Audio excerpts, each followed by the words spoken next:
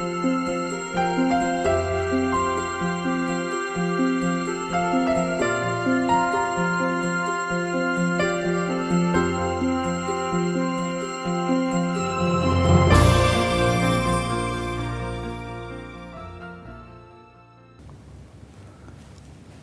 का जो विषय है वो पशु स्वास्थ्य और पशु रोग प्रबंधक के उपलब्ध है। जैसे कि हम सब लोग जानते हैं कि पशुधन भारत के लिए एक अनमोल धन है। ये भारत की खाद्य स्थिति का एक अटूट अंग बन चुका है। पशुधन की वजह से भारत की कृषि और दूसरे क्षेत्रों में प्रगति हो रही है। पशुधन की उत्पादकता यानी कि प्रोडक्टिविटी के लिए ये बहुत ही अनिवार्य है कि इसमें पशु रोग ना आए, क्योंकि पशुधन उत्पादन के लिए रोग मुक्त रहना बहुत ही अनिवार्य है। यदि कि हम पशुधन में किसी समय रोग उत्पन्न हो जाए तो उसका निवारण करने के लिए जो लागत आती है उसको काफ़ी है और उससे उतना फ़ायदा नहीं होता है, जिससे हमें अंतर्राष्ट्रीय, राष्ट्रीय और व्यावसायिक आमदन पे काफ़ी नुकसान होता है। इसलिए ये कहा गया है कि पशुओं में रोग का प्रबंधक और रोग चिकित्सा से कहीं गुना अच्छा है। पशु में रोग प्रबंधक कार्यों के लिए एक धैर्य और एक सफलतापूर्ण कार्यशैली का होना अवश्य ही ज़रूरी है। इसीलिए जैसे कहा जाता है कि बीमारी आने से पहले ही कुछ कर लिया जाए तो अच्छा है। इसलिए हमको जो जैव सुरक्षा नियम हैं, यानी कि बायो सिक्योरिटी नॉर्म्स जो हैं वो हमको मानने चाहिए। लेकिन उसी तरह हमारे को ये भी है कि हमें पशु उत्पादकता यानी कि जानवरों से खाद्य प्रतियोगिता को बढ़ाना है। उसके लिए जो हमारा अपना लोकल जर्म प्लाज्म है वो इतना सक्षम नहीं है। इसलिए हमें विदेशों से पशुओं की अच्छी नस्लों का जर्म प्लाज्म को आयात करना पड़ता है। आयात करने से हमारे बीच में ऐसा वो आते हैं तो उनमें जो बीमारी के लक्षण वगैरह हैं उसकी जानकारी करना बहुत ही ज़रूरी और अनिवार्य है। पशुओं में रोग का उत्पन्न उसी समय होता है जब हम विदेश से कुछ पशुओं को लाते हैं और अपने झुंड जो पशु हैं उनमें रखते हैं।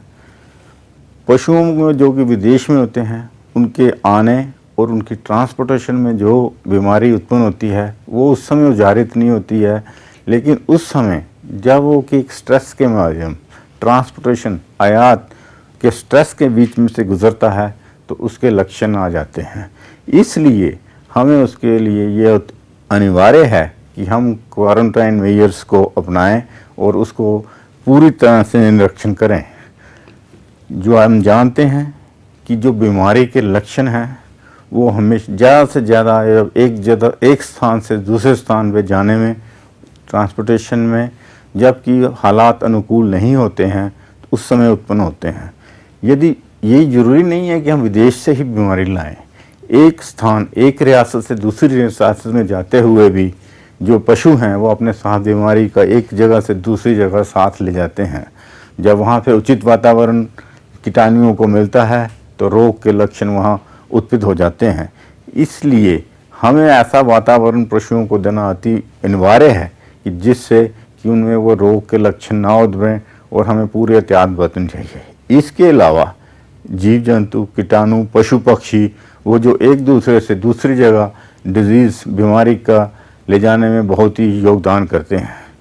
फिर खेतों में जो हम उनको पशुओं को आहार देते हैं, यदि वो भी गंदा हो या उसमें भी कोई जीव कीटाणु आए हों तो बीमारी का होना अनिवार्य हो जाता है। जैसे कि हमारे क्षेत्रों में, हमारे हिस्से में पशुधन के जो फार्म्स हैं उनके अंदर सबसे मुख्य कारण बीमारी का वहाँ से आने जाने वाले गाड़ियों का, व्यक्तियों का, बर्तनों का और उसके साथ कोई भी जो हवा का निर्वाह जो है उससे कारण वो होता है। इसके अलावा सबसे महत्वपूर्ण बीमारी का फैलने का एक कारण है कि शव का कारण है। जैसे कि हम जानते हैं कि ये पशु एक जीवित आत्मा है और कभी ना कभी इसका निधन हो जाता है। निधन हो जाने पे यदि हम उस शव का उच्च तरह से डिस्पोजल यानी कि उसको हम नहीं हटाते हैं वहाँ से, तो न्यू बीमारी नहीं संक्रामक बीमारियों का आना अनिवार्य हो जाता है। कुछ लोग तो ऐसे करते हैं कि मृतक पशु के शव को उठाकर दरिया के किनारे मिट्टी में दफना देते हैं या उसको दरिया के किनारे छोड़ दें। ऐसा छोड़ना एक बड़ा उचित कार्य नहीं है, क्योंकि मरे हुए शव के अंदर कीड़े कीटाणु और जरासीम उत्पन्न होना शुरू हो जाते हैं, जिनको कि आसपास के कौवे, चिड़वे, कांटे और अन्य कीटाणु उनको खा के एक जगह से दूसरी जगह बीमारी का प्रकोप ले जाते हैं। खाली उन्हीं की वजह से नहीं, हो सकता है कि दरिया के किनारे से जहाँ से पानी चल रहा बह रहा हो, उसके कारण वहाँ से कीटाणु चलते हुए कई कोसों मील दूर चले जाएं और जहाँ पे उनको उचित वातावरण व उचित कमज़ोर नस्ल का पशु मिले तो अपनी बीमारी का प्रकोप वहाँ ले जाएं। इसलिए मरे हुए शव का जो है डिस्पोजल बहुत ही अनिवार्य है। इसके लिए जलाना सबसे उत्तम है। यदि किसी कार्यवश हम इसको जला ना सके तो हमें इसको दफनाना मिट्टी के पास, और ये हमें अपने पास ध्यान में रखना है कि ये जो शव है पानी की किसी धारा के पास नहीं होना चाहिए। इसको कई बार तो किसी बीमारी के कारण लोग, या यदि क्या हमारे पास ये एक सुविधा का है कि पशुओं को आजकल इंश्योरेंस हुआ जाता है, और इंश्योरेंस का क्लेम लेने के लिए उसका पोस्टमार्टम यानी कि उसका एक मुआयना, डॉक्टरी मुआयना बहुत ज़रूरी हो जाता है। इसलिए पशु चिकित्सक को तुरंत उसकी राय, उसकी सहमति के साथ उसका पोस्टमार्टम करवाना चाहिए। हमारे कुछ बीमारियां हैं जैसे कि एंथ्रेक्स वगैरह, जिसमें पशु के शव को खोलने के लिए पूरी तौर से पाबंदी है। उस साल में यदि हम उसको खोलते हैं तो बीमारी का जो आगमन है पशुधन जाति में बहुत दूर दूर तक चला जाएगा। इसलिए सबसे पशुओं के उत्पादकता के लिए ये बहुत ज़रूरी है कि पशु जाति में बीमारी ना आए।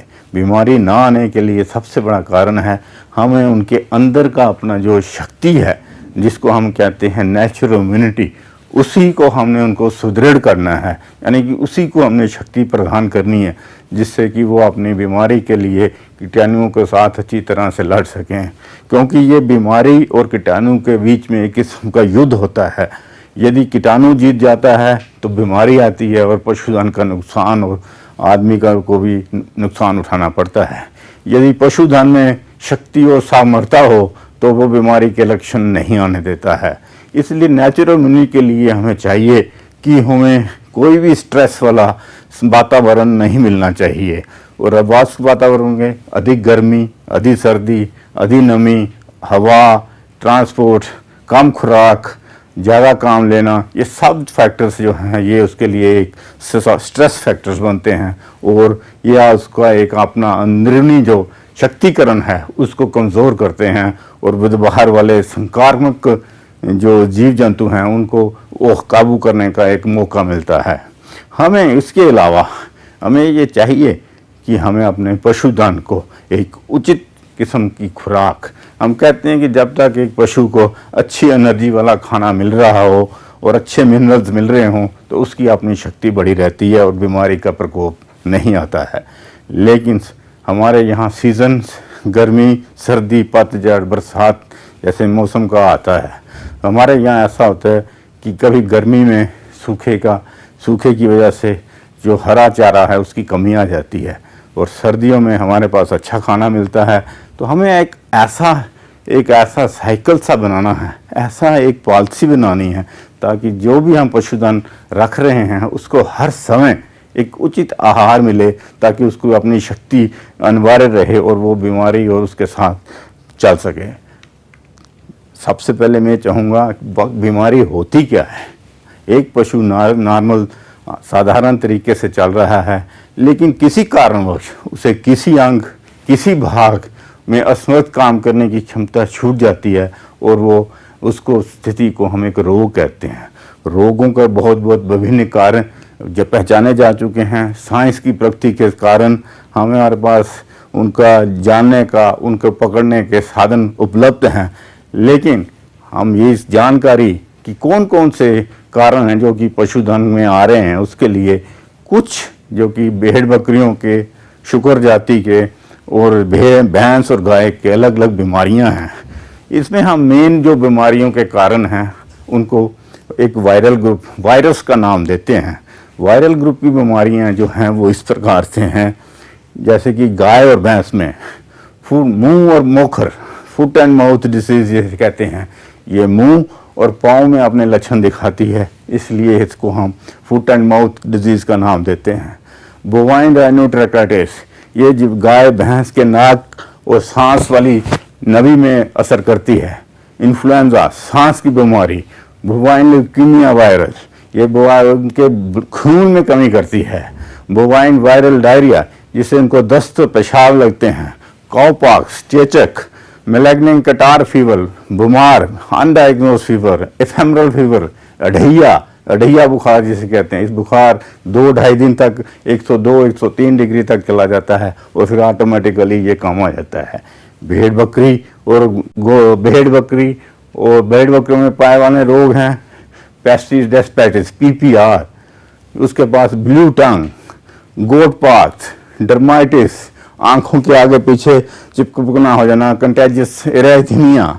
शुकर जाति में पाने वाले जो वायरल रोग हैं वो हैं हॉग कॉलरा, वेस्कुलर स्टोमेटाइटिस, होठों पे दाने निकल जाना, pig pox, Aujeszky disease, swine influenza, फेफड़ों का मुलाजमा हो जाना। और इसके बाद हमारे पास अब जीव जाति के यानी कि बैक्टीरियल रोग जो हैं उसके लिए हमारे पास जो हैं वो बीमारियां हैं। वुडन टंग, जो सबसे पहले मैं गाय भैंस का करूंगा। वुडन टंग, एंथ्रैक्स, बहुत ही खतरनाक बीमारी है। ये जैसे ही आती है कोई पता नहीं चलता है और पशु का निधन हो जाता है। निधन हो जाने के बाद उसका एक मुख्य कार्य है कि उसकी जितनी भी नेचुरल ओपनिंग्स हैं, मुंह, आँख, नाक, गूत्र मूत्र वाली जो भी ओपनिंग है, वहाँ से खून आना शुरू हो जाता है। और ये एक सांस से मीलों दूर का हवा के तरीकों से चलती है। और इसका जो ट्रांसमिशन है वो स्पोर्स द्वारा होता है, जो कि सर्दी, गर्मी और बरसात को सहन कर सकते हैं और उसके बाद अपने लक्षण पैदा करते हैं। टीबी, तपेदक जिसे कहते हैं। जोन डिसीज, जिसमें कि जानवर को एक लगदम शूटिंग डायरिया लग जाता है और उसका शरीर सिकुड़ता जाता है। हेमोरेजिक सेमिटेरिया, गले की सूजन। ब्रुसलोसिस, लेप्टोस्पायरोसिस, ब्लैक वाटर, ये जहाँ तक बैल और दांतों में होता है। टेटनस, मैस्टाइटिस, दूध पर अधिक दूध उत्पादन करने वाले पशुओं में एक बड़ा ही महत्वपूर्ण रोग है मैस्टाइटिस। इसमें तरह तरह के जीव पाए जाते हैं। साल्मोनेला पॉइजनिंग जो होती है ये भी उसमें पाया जाता है। और बकरी भैंस में जो आती हैं वुडन टंग, एंथ्रैक्स जो कि मैंने आपको बताया कि गाय भैंस और बकरी में होती है, उनमें भी आती है। जोन डिजीज भी बकरी में पाई जाती है। टेटनस, फुट रॉट, खुरों में उनके छाले पड़ जाते हैं और छाले जो हैं वो जड़ जाते हैं। कैप्राइन निमोनिया, उसके ये एक बीमारी है। फिर शुकर जाति में चले जाएं तो ट्यूबरकुलोसिस, तपेदिक, जोन डिजीज, ब्रुसलोसिस, लेप्टोस्पायरोसिस, ये एक संक्रामक बीमारी हैं कि जो एक जानवर से दूसरे जानवर, एक हाथ से दूसरे हाथ की तरफ चली जाती हैं। इन सब बीमारियों को कंट्रोल करने के लिए हमें एक प्रणाली का उपयोग करना चाहिए, जिस प्रणाली के कुछ बिंदु आधार लेने चाहिए और उसी किसी भी बिंदु पे हमें समझौता नहीं करना चाहिए। सुअरों में पाने वाली जीविक बीमारियां हैं ट्यूबरकुलोसिस, तपेदिक, जोन डिजीज, ब्रुसलोसिस, लेप्टोस्पायरोसिस, साल्मोनेला। ये सब बीमारियों के कारण जो हैं इनको हम इन्फेक्शियस डिजीज़ कहते हैं। इन सब बीमारियों को कंट्रोल करने के लिए एक कार्यनीति, योजना, पॉलिसी का होना बहुत ही ज़रूरी है। और इस योजना के अंतर्गत जिन मुद्दों को मद्देनज़र रखना है उन सब में सबसे ज़्यादा इम्पॉर्टेंट ज़रूरी है संगरोध, यानी कि क्वारंटाइन मेजर्स। क्वारंटाइन मेजर्स हम जैसे कि मैंने बताया, बीमारियां एक जगह से दूसरी जगह पशुओं को एक ले जाने से ही ज़्यादा फैली जाती हैं। वो अपनी जगह में नहीं दिखाई जाती, जब दूसरे वातावरण में जाती हैं तो वो बीमारियां उभर कर बाहर आती हैं। इसलिए संगरोध के जो नियम हैं उनको बहुत सख्ती के साथ पालन किया जाता है। दूसरा एक मुख्य बिंदु है वह है स्लॉटर, और जिसको हम कहते हैं वध। लेकिन भारतवर्ष में पशुधन गाय के वध के लिए एक प्रतिरोध है, इसलिए वध की नीति के कारण हम इसको पूरी तरह से अपने देश में नहीं लगा सकते, इसलिए हमें उचित कार्य जैसे टीकाकरण, वैक्सीनेशन करने का शेड्यूल जो है बाहर से आई बीमारियों के लिए सख्ती से फॉलो करना चाहिए और अपनाना चाहिए। उपचार, मास ट्रीटमेंट, मास लोगों में ये जागरूकता पैदा करनी चाहिए ताकि वो रोग निरोधक कार्यों को अपनाएं और चिकित्सा की तरफ ध्यान देकर उनको कंट्रोल करें। वह पशु पक्षी और फार्म्स में आने जाने वाले विजिटर्स के आने जाने की रोक पे मैक्सिमम रोकथाम लगनी चाहिए और सफाई के कार्य को पूरी सख्ती के साथ पालन किया जाना चाहिए। इससे भी बहुत एक अनिवार्य कार्य है कि पशुधन के साथ जुड़े हुए गडरिए भैंस पालन वाले छोटे किसान, बड़े किसानों को बीमारियों के बारे में जानकारी देना बहुत ही अनिवार्य कार्य है। और ना अनिवार्य नहीं है बल्कि उन्हें जो नए हमारे पास जो सुविधाएं हैं जिससे कि बीमारी की जानकारी और बीमारी की रोकथाम की जाती है उसकी सुविधा उन तक पहुंचानी चाहिए। इसमें हम सबको मिलके एक बड़ी अभियोग यानी कि मूवमेंट को चलानी होगी ताकि पशुधन की बीमारियों की एक रोकथाम की जा सके। और इसके लिए एक अकेले का नहीं, इसमें एक छोटे से छोटे किसान से लेके नीति बनाने वाले पशु चिकित्सक और उच्च पदाधिकारियों का आपसी तालमेल का बहुत होना ज़रूरी है। ये मैं छोटी सी जानकारी आपको दी।